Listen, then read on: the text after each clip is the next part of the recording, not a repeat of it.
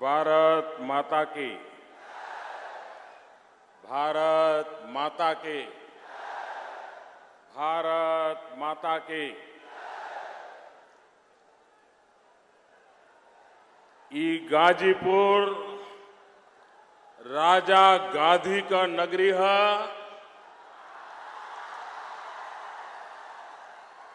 महर्षि विश्वामित्र और यमदग्नि ऋषि का भी धरती है। महान किसान नेता स्वामी सहजानंद सरस्वती जी यही गाजीपुर में पैदा भइलन। देश का आजादी खातिर डॉक्टर पूजन राय समेत 8 शहीद यही धरती पे कुर्बानी 18 अगस्त के दहल 1965 के युद्ध में पैटन टैंक के ध्वस्त करके पाकिस्तान का गुमान चूर करे वाला वीर अब्दुल हमीद भी यही धरती के सपूत है।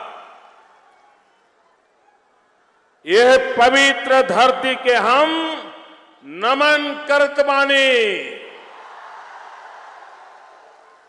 यही धरती पर एक ही गांव से 5000 से ज्यादा जवाब देश का सेना में भी देश का रक्षा खातिर काम करेला। ई धरती के बार बार नमन।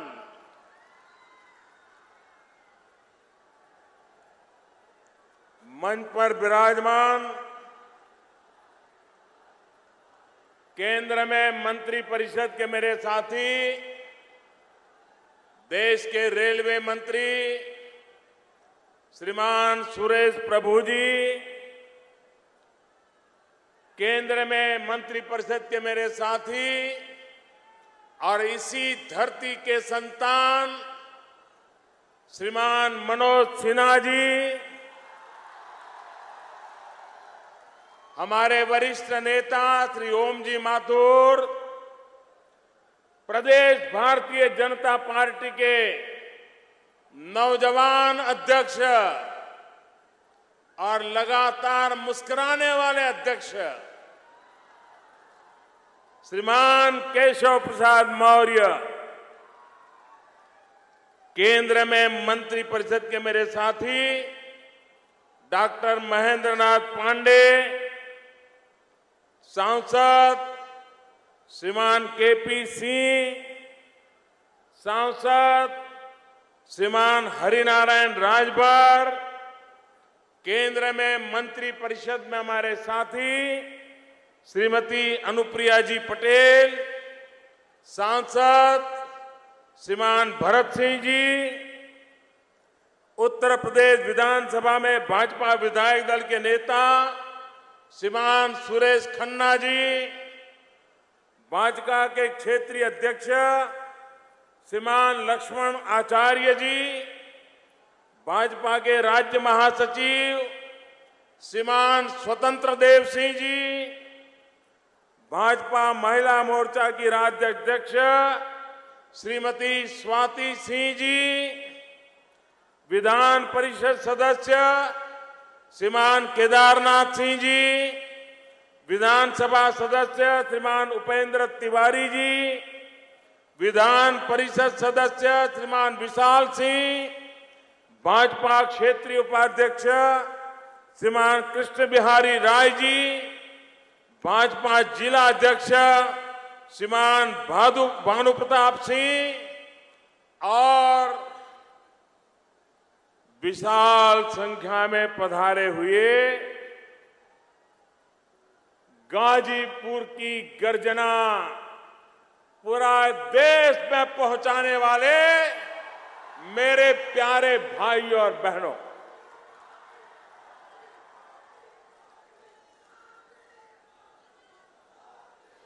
भाइयों बहनों, ये मेरा सौभाग्य है कि मुझे 2 साल में दूसरी बार गाजीपुर के लोगों के आशीर्वाद लेने का सौभाग्य मिला। आपके दर्शन करने का मुझे अवसर मिला है। भाइयों बहनों, 2014 में जब चुनाव चरम सीमा पर था, मतदान की तैयारियां चल रही थी और 9 मई को मैं गाजीपुर आया था और मैंने कहा था मुझ पे भरोसा करो। मैंने कहा था मेरा छोटा भाई चुनाव लड़ रहा है।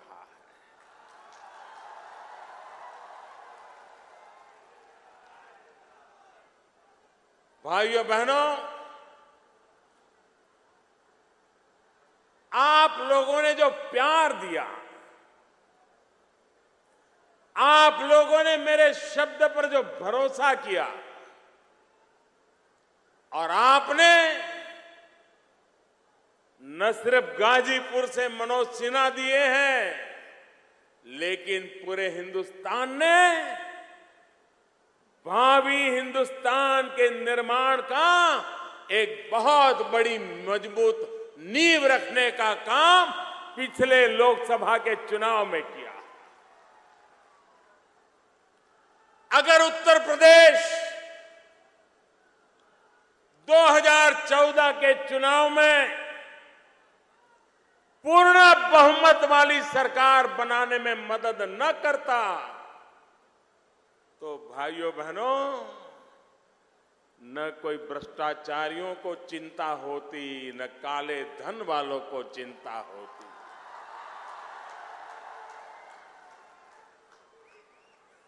ये आपके वोट की ताकत है कि गरीब चैन की नींद सो रहा है और अमीर नींद की गोलियां खरीदने के लिए बाजार में चक्कर काट रहा है। ये आपके वोट की ताकत है। ये आपने जो समर्थन दिया उसका कारण है। भाइयों बहनों, मनोज जी आप बैठिए। आप गाजीपुर के लोगों की गर्जना देश को सुनने दीजिए।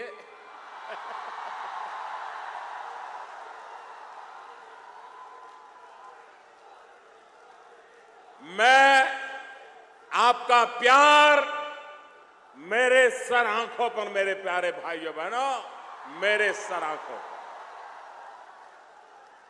और मैंने वादा किया था, आप जो मुझे प्यार दे रहे हैं, आप जो इस कड़ी धूप में तप रहे हैं, मैं विकास करके ब्याज समेत लौटाऊंगा, मैंने कहा था। गोरखपुर में फर्टिलाइजर का कारखाना कोई सोच भी नहीं सकता था कि दोबारा इस लाश में भी जान आ सकती है। हमने उसको जिंदा करने का काम कर दिया है, यहां के किसानों का भाग्य बदलने के लिए। पूर्वांचल का व्यक्ति बीमार होता था तो उसे पता नहीं चलता था कहां जाऊं, कैसे जाऊं, इलाज कहां करवाऊं। ये पूर्वांचल को एम्स देकर के मैंने यहां के गरीबों की बीमारी की भी चिंता करने का काम ईमानदारी के साथ किया है मेरे भाई। भाइयों बहनों, 1962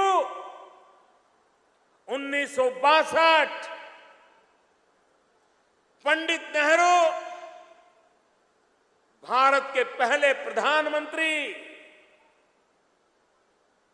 आज उनकी जन्म जयंती है।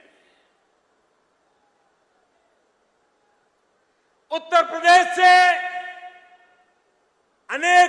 प्रधानमंत्री मिले देश को, पंडित नेहरू पहले प्रधानमंत्री थे।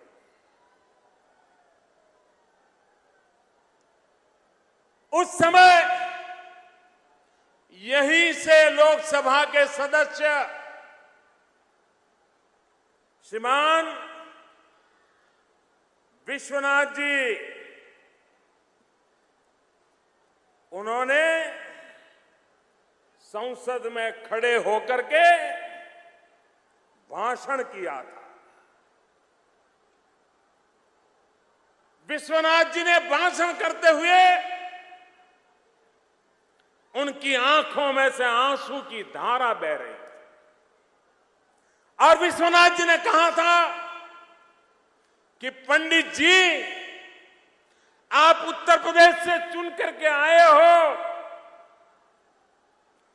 आप उत्तर प्रदेश से प्रधानमंत्री के पद पर पहुंचे हो, लेकिन उसी उत्तर प्रदेश में एक पूर्वांचल है, एक पूर्वी उत्तर प्रदेश है, वहां गरीबी इतनी भयानक है कि यहां के लोग गोबर में से गेहूं के दाने चुन चुन करके निकाल करके धो करके अपना पेट भरते हैं। प्रधानमंत्री जी, ये भाषण 1962 में पंडित नेहरू के सामने गाजीपुर के सांसद विश्वनाथ प्रताप जी ने किया था। भाइयों बहनों, तब पूरी संसद की आंख में आंसू थे।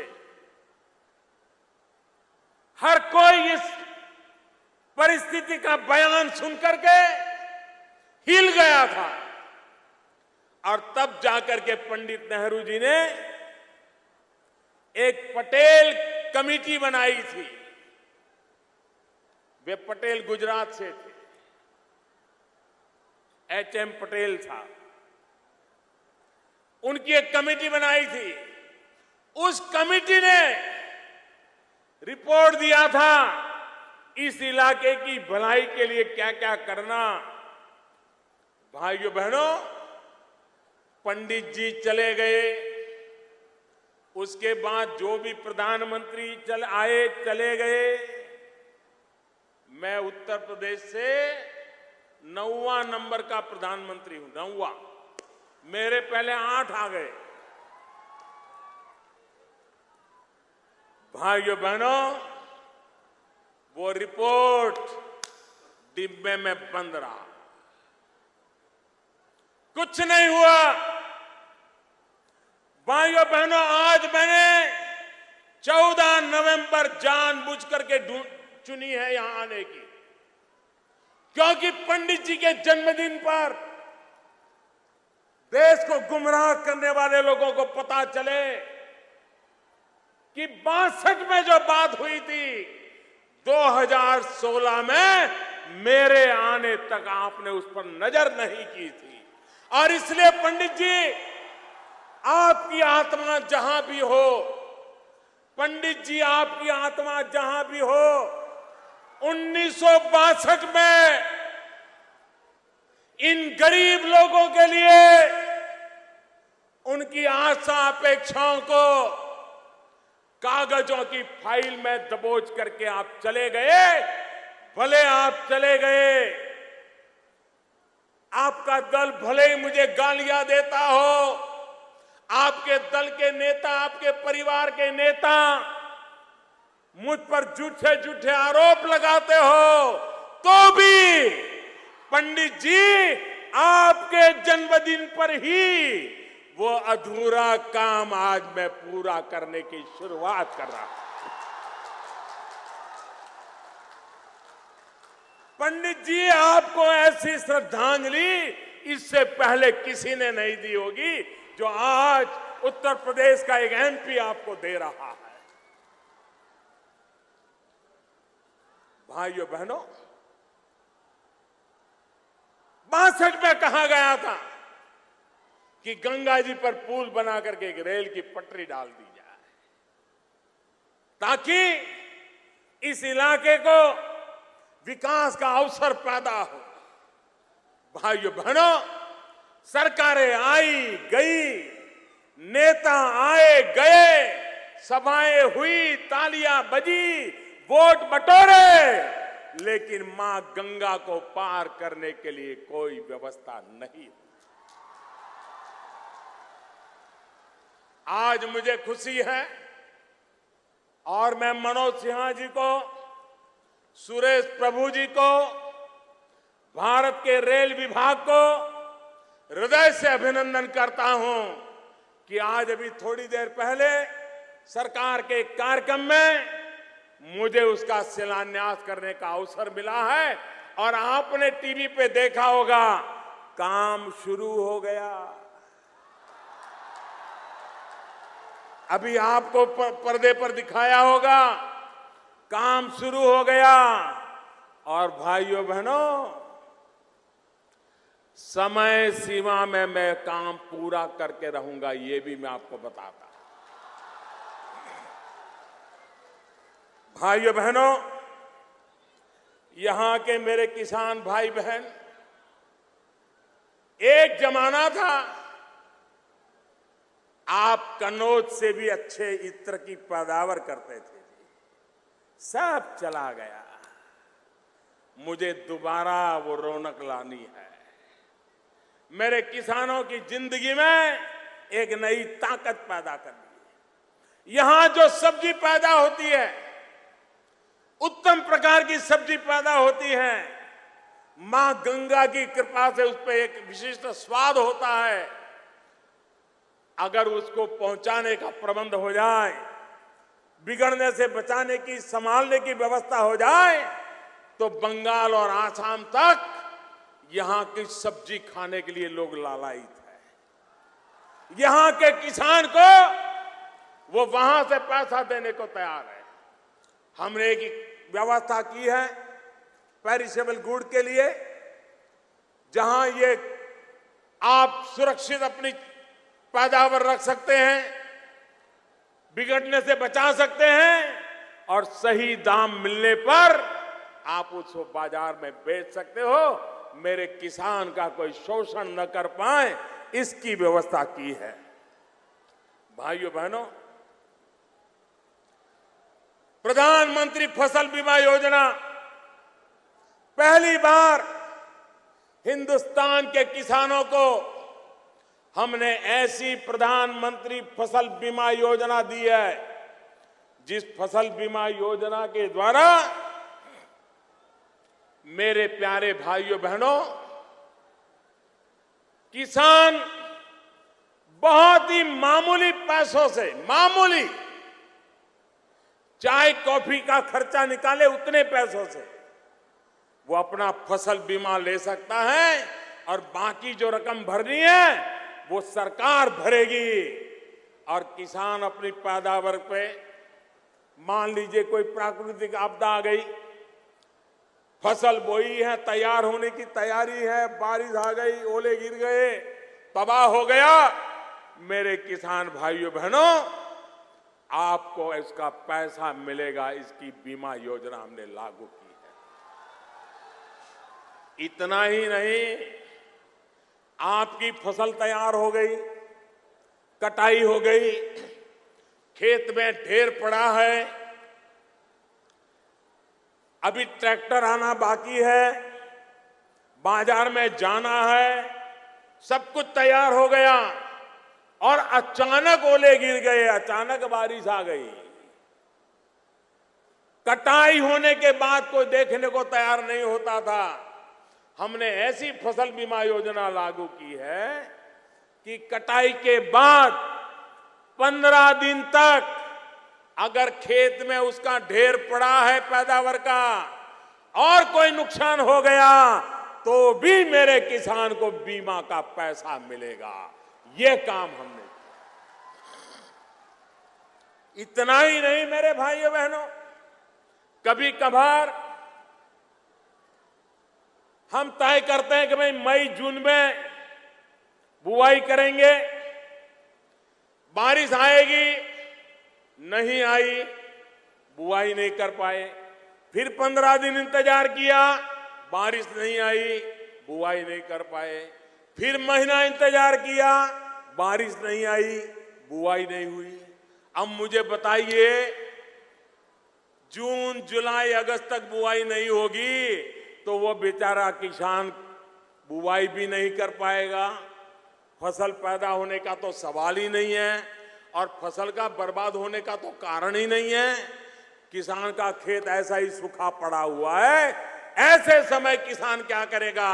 पहली बार ऐसी फसल बीमा योजना हम लाए हैं कि अगर प्राकृतिक कारण से किसान बुआई नहीं कर पाया तो भी हिसाब लगा करके उसको फसल बीमा का पैसा दिया जाएगा, ताकि मेरे किसान को कभी मुसीबत झेलनी न पड़े। भाइयों बहनों, ये सरकार गांव के लिए है, गरीब के लिए है, किसान के लिए है। मेरे प्यारे भाइयों बहनों, हिंदुस्तान में धन की कोई कमी नहीं है,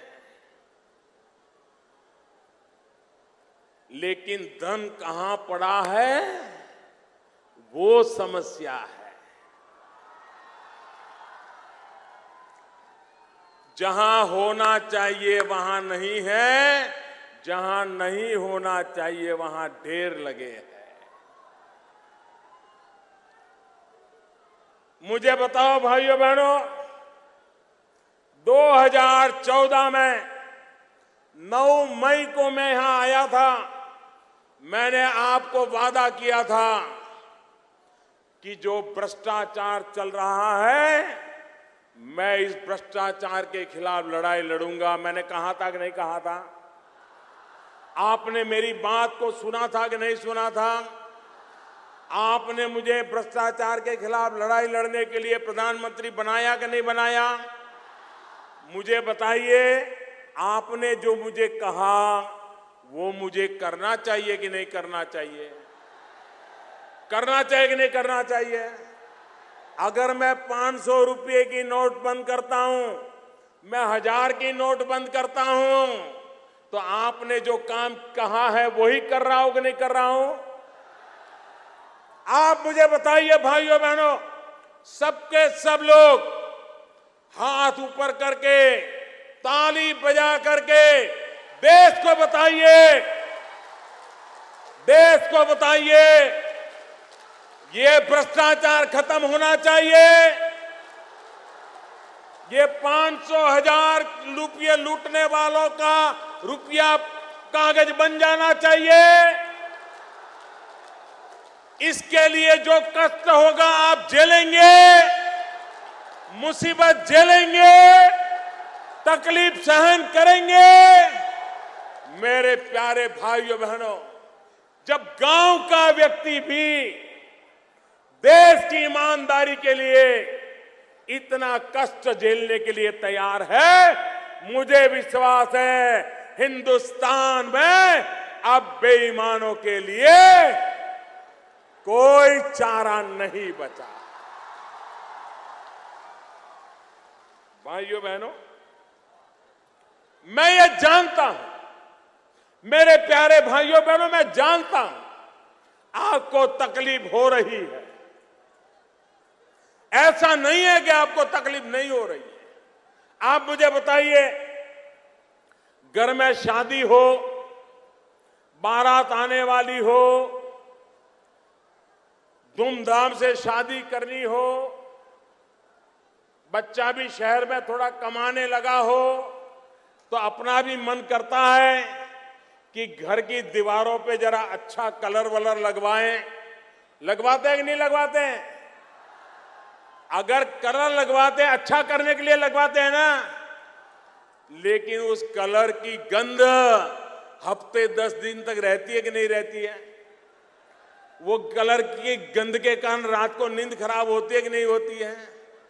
लेकिन चूंकि बारात आने वाली है, इसलिए हम दीवार में से गंध आने के बावजूद भी अच्छे कलर करवाते हैं कि नहीं करवाते हैं? तकलीफ होती है कि नहीं होती है? कोई भी काम करो भाई, तकलीफ तो थोड़ी बहुत होती है। हां, इरादा नेक होना चाहिए। मेरे प्यारे गाजीपुर के भाइयों बहनों, ये जो मैं कर रहा हूं, आप मुझे ताली बजाकर के जवाब देना। ये जो मैं कर रहा हूं, देश की भलाई के लिए कर रहा हूं, देश की भलाई के लिए कर रहा हूं, गरीबों की भलाई के लिए कर रहा हूं, गांव की भलाई के लिए कर रहा हूं, किसान की भलाई के लिए कर रहा हूं। जो राजनीतिक दल बहुत परेशान है,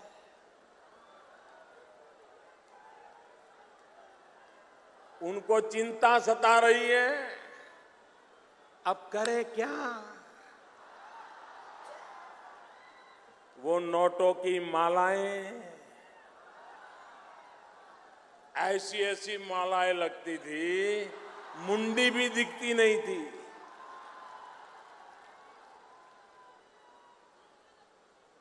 ऐसे ऐसे आप कभी अखबार में हम पढ़ते थे कि किसी मध्य प्रदेश में किसी सरकारी बाबू के घर में इनकम टैक्स वाले गए तो बिस्तर के नीचे से 3 करोड़ रुपया निकला।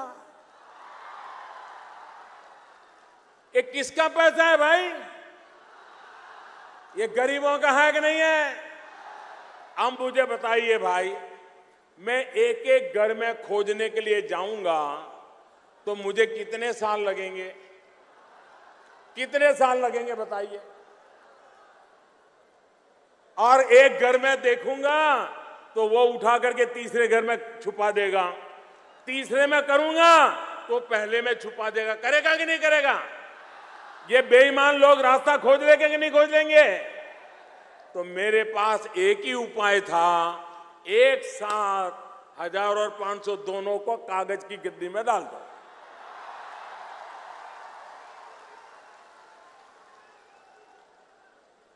मुझे बताइए, सब बराबर के हो गए कि नहीं हो गए भाई?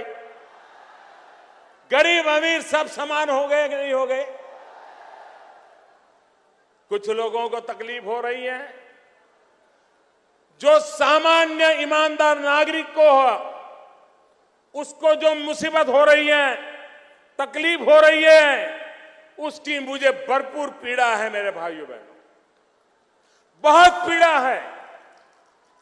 मैं रात रात जग करके आपकी तकलीफ कम हो इसके लिए जितना भी मेरे से हो सकता है मैं कर रहा हूं, करता रहूंगा। लेकिन कुछ लोगों को तो जरा ज्यादा तकलीफ हो रही है। ये वो लोग नहीं है, ये कुछ ही लोग हैं, खुद बोलते नहीं हैं, खुद तो मुस्कुराते हैं। मोदी जी ने अच्छा किया, फिर पीछे से कहते हैं लोगों को, अरे भड़को भड़को, जाओ हो हल्ला करो।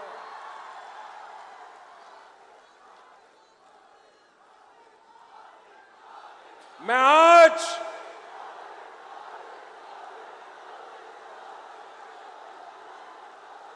ईमानदारी के नाम पर देश की जनता को गुमराह करने वाले नेताओं से कहना चाहता हूं,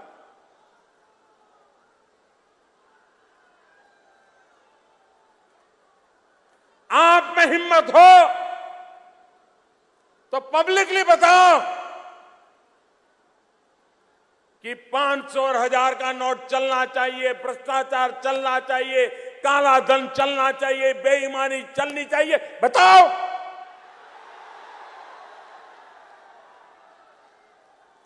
लोगों के नाम पर गुमराह करने की बातें मत करो। और मैं कांग्रेस वालों से जरा विशेष पूछना चाहता हूं, वो कहते हैं जनता को तकलीफ हो रही है, आप तो बयान दे रहे हैं, मैं तो जनता की तकलीफ को अनुभव करता हूं, खुद पीड़ा अनुभव करता हूं, और मैं उसको दूर करने के लिए भगवान ने जितनी मुझे बुद्धि दी है, शक्ति दी है, एड़ी चोटी का जोर लगा रहा हूं गरीब की मदद करने के लिए। लेकिन जनता की चिंता करने वाली कांग्रेस, ये मुझे बताएं, आपने तो 19 महीने आपातकाल लगा करके, इमरजेंसी ला करके इस देश को जेल खाना बना दिया था। हिंदुस्तान के देश के लिए मरने जीने वाले लाखों लोगों को 19 महीने तक आपने जेल के सलाखों के पीछे बंद कर दिया था। आप कांग्रेस वालों ने हिंदुस्तान में, उस जमाने में आपकी पुलिस लोगों के घर जाती थी, तुम्हारा वारंट निकलने वाला है, और वो बेचारा हाथ पैर जोड़ता था और वो कहता था 1 लाख रुपया दो, वारंट नहीं निकलेगा। इस देश के करोड़ों लोगों से जेल में बंद कर देंगे इस नाम से करोड़ों रुपए ऐंठ लिए थे आपके नेताओं ने, कार्यकर्ताओं ने। आपने हिंदुस्तान के अखबारों पर ताले लगा दिए थे। आपने हिम्मत करने वाले अखबारों को जेल के सलाखे के पीछे एडिटरों को डाल दिया था। आपने पूरे हिंदुस्तान को जेल खाना बना दिया था। अरे कोई बोले भी तो भी उसको जेल के दरवाजे दिखाई दिए देते थे। और किस काम के लिए? क्या ये सारा काम आपने भ्रष्टाचार को खत्म करने के लिए किया था? क्या ये आपने गरीबों की भलाई के लिए किया था? देश को याद है, इलाहाबाद की कोर्ट ने श्रीमती इंदिरा गांधी को पार्लियामेंट मेंबर से हटा दिया, कानून हटा दिया, तो सिर्फ और सिर्फ आपके प्रधानमंत्री इंदिरा गांधी की गद्दी बचाने के लिए 19 महीने आपने देश को जेल खाना बना दिया था। मुझे पूछ रहे हो? मेरे भाइयों बहनों, मेरा निर्णय जरा कड़क है। और मैं जब छोटा था ना, तो जो गरीब लोग होते थे वो मुझे खास कहते थे कि मोदी जी चाय जरा कड़क बनाना।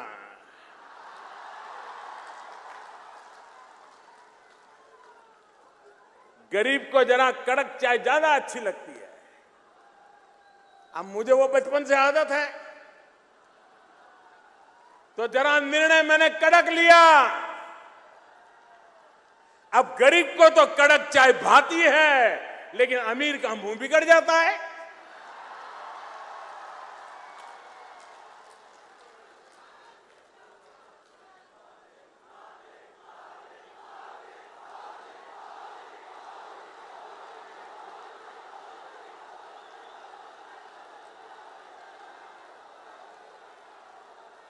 ये कांग्रेस वाले आज मुझे समझा रहे हैं, भाषण दे रहे हैं, उनके बड़े बड़े वकील भाषण दे रहे हैं, किस कानून से आपने 1000 रुपया बंद कर दिया, 500 बंद कर दिया।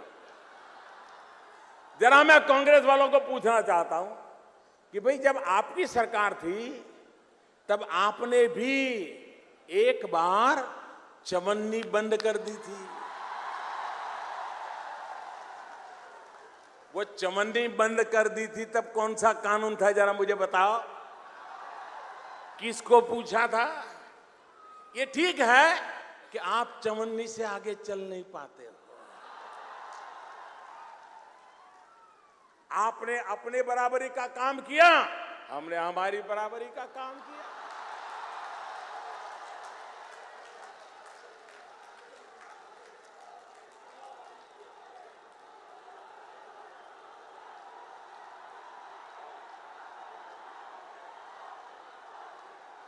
आप मुझे बताइए भाइयों बहनों, ये आतंकवाद, ये नक्सलवाद, ये दिन रात बंदूकें, बम, निर्दोष लोगों को मौत के घाट उतार दिया जाए, हमारे शहीद हो, हमारे नौजवान जिंदगी के सारे सपने तो अभी बाकी हो, मां भारती के लिए बलि चढ़ जाए। ये आतंकवाद को पैसा कौन देता है? ये नक्सलवाद के पास रुपये कहां से आते हैं? ये उग्रवाद के पास पैसे कहां से आते हैं? भाइयों बहनों, सीमा पार से हमारे दुश्मन वहां पर नकली नोटें छाप छाप करके हमारे देश में घुसेड़ रहे हैं। मुझे बताइए, क्या ये दुश्मनों की चाल चलने देनी चाहिए? ये दुश्मनों की चाल खत्म होनी चाहिए कि नहीं होनी चाहिए? मैं उन नेताओं से सवाल पूछना चाहता हूं, आतंकवाद के खिलाफ लड़ाई लड़ने के लिए, नक्सलवाद के खिलाफ लड़ाई लड़ने के लिए, उग्रवाद के खिलाफ लड़ने के लिए ये जाली नोटों का खात्मा होना चाहिए कि नहीं होना चाहिए? ये जाली नोटें समाप्त होनी चाहिए कि नहीं होनी चाहिए?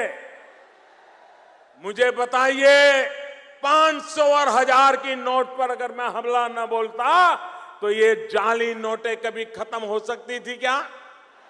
सामान्य मानवी को पता चलेगा कि कौन सी सही कौन सी नकली?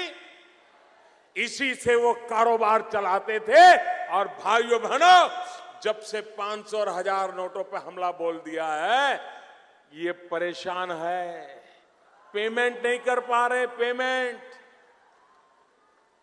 भाइयों बहनों, कुछ अफवाहें फैलाई जा रही है, गृहिणी को भड़काया जाता है कि देखो, तुमने तो बेटी की शादी के लिए घर में से 2 रुपया, 5 रुपया, 25 रुपया बचा बचा बचा करके बेटी 20 साल की हुई, तुमने पैसा जमा किया, अब ये मोदी सारे पैसे ले गया। मेरी माताएं बहनें, जब तक तुम्हारा ये भाई जिंदा है,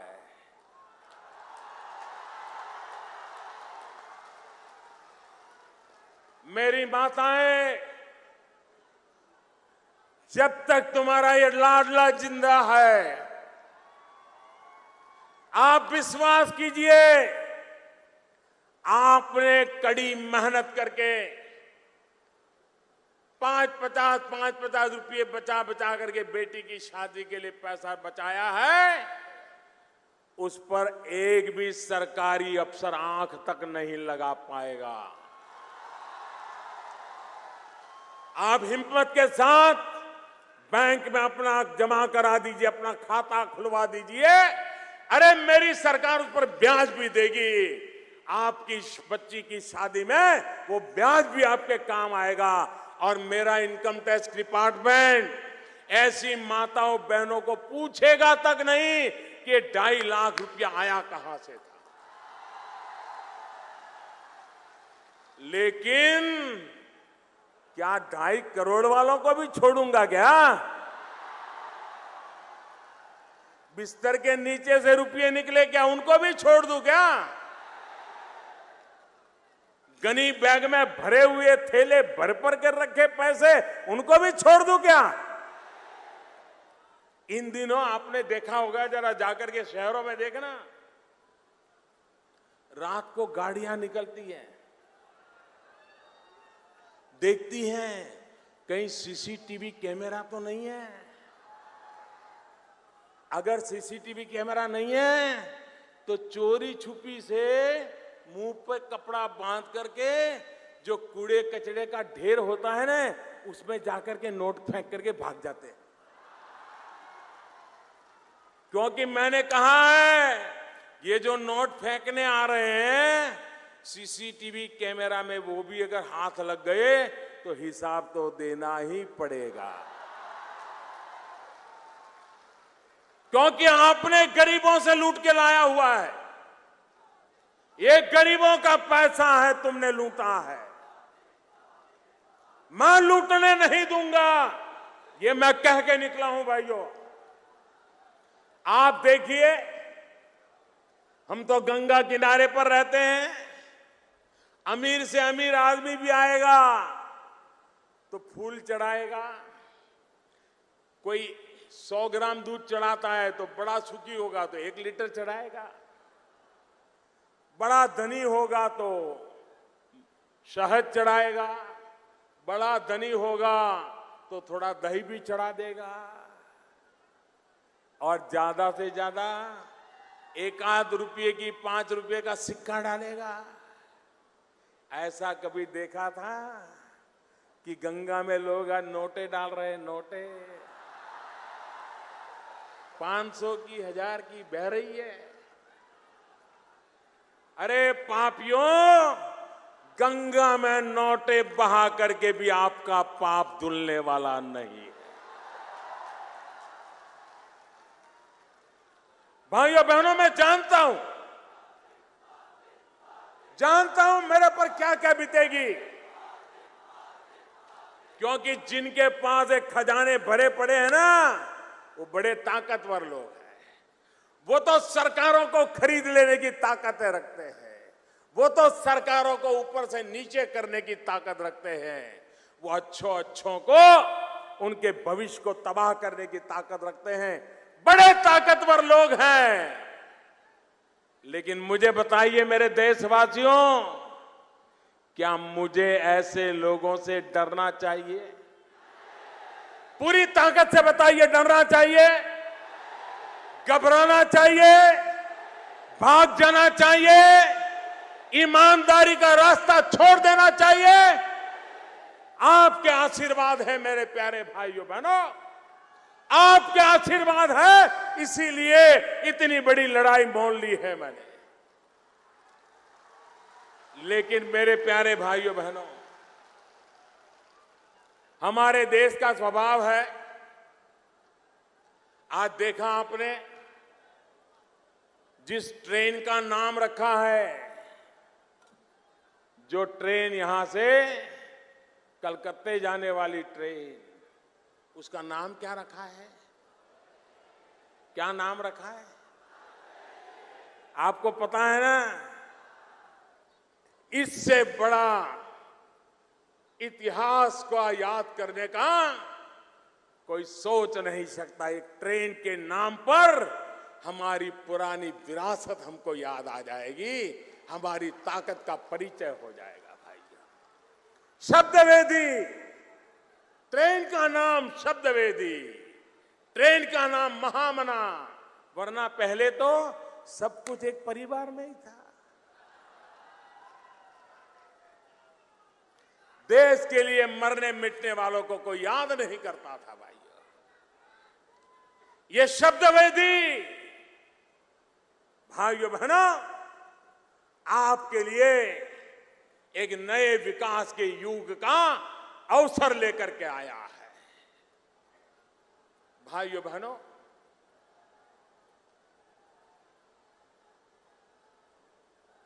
आपसे मेरी प्रार्थना है और इस गाजीपुर की जनता के माध्यम से देश के लोगों को भी मेरी प्रार्थना है। ये इतना बड़ा काम है नोटें बदलने का, इतना बड़ा काम है कि बेईमान लोग इसका फायदा ना उठा जाए, इतना बड़ा काम है कि सही लोगों को सही हक मिले। तो मेरे प्यारे भाइयों बहनों, उसमें थोड़ा समय भी लग सकता है, उसमें थोड़ी तकलीफ भी हो सकती है, और इसलिए मेरे प्यारे भाइयों बहनों, मेरा आपसे आग्रह है कि आप स्वयं सक्रिय होकर के गांव-गांव लोगों को धैर्य दे, विश्वास दे। और मैंने कल भी कहा था, 8 तारीख रात को 8 बजे भी कहा था, मैंने सिर्फ 50 दिन मांगे हैं। 30 दिसंबर तक ये सारी प्रक्रिया पूरी करने के लिए 18-18, 20-20 घंटे हमारे बैंक के लोग काम कर रहे हैं। भाइयों, छुट्टियां खत्म करके काम कर रहे हैं। घर में मां बहन कोई बीमार हो तो भी बैंक में काम कर रहे हैं। अरे कांग्रेस वालों ने तो अपनी कुर्सी के लिए 19 महीने देश को जेल खाना बना दिया था। मैंने तो गरीबों की खुशी के लिए 50 दिन थोड़ी सी तकलीफ झेलने के लिए प्रार्थना की है। आप तकलीफ सहन करेंगे, मेरी मदद करेंगे, देश की मदद करेंगे, गरीबों की मदद करोगे, ईमानदारी की मदद करोगे। अरे जिस देश के गांव का लोग व्यक्ति भी ईमानदारी के लिए इतना कष्ट झेलता हो, तो मुझे विश्वास है मेरे प्यारे भाइयों बहनों, मेरे देश में अब बेईमानों के दिन खत्म होके रहेंगे, खत्म होके रहेंगे। एक बार भाइयों बहनों, आप सब खड़े होकर के तालियों के गड़गड़ाहट के साथ मुझे आशीर्वाद दीजिए इस पवित्र काम के लिए। तालियों के गड़गड़ाहट के साथ इस पवित्र काम के लिए मुझे आशीर्वाद दीजिए। आपके तालियां बंद नहीं होनी चाहिए, आपका आशीर्वाद बना रहना चाहिए। भाइयों बहनों, एक ईमानदारी का एक महायज्ञ मैंने शुरू किया है। आपके आशीर्वाद पूरा देश देख रहा है। ये टीवी वाले आपकी तालियों की गड़गड़ाहट पूरे हिंदुस्तान को सुना रहे हैं। ये आपके आशीर्वाद पूरा देश देख रहा है। हिंदुस्तान का पूर्वांचल, मेरे देशवासियों, देखिए ये गरीबों की अमीरी देखिए। मेरे देशवासियों, ये गरीबों की अमीरी देखिए। ये वो भूमि है जहां से पंडित नेहरू के सामने कहा गया था कि गोबर में से गेहूं निकाल करके धो करके खाना पड़ रहा है। ऐसे गरीब इलाके के लोग ईमानदारी के उत्सव में आशीर्वाद दे रहे हैं। गरीब हमारे साथ है। फिर एक बार तालियां बजाइए भाइयों, देश को पता चले, झूठ फैलाने वालों को पता चले। ईमानदारी के उत्सव में रुकावटें डालने वालों को पता चले ये लड़ाई है, ईमानदारी के लिए है। ये लड़ाई है, देश को बेईमानी से खत्म करने के लिए लड़ाई है। आइए मुझे आशीर्वाद दीजिए, फिर एक बार आशीर्वाद दीजिए। मां गंगा को याद करके आशीर्वाद दीजिए, तालियों के गड़गड़ाहट से आशीर्वाद दीजिए। बहुत बहुत धन्यवाद आपका, बहुत बहुत धन्यवाद।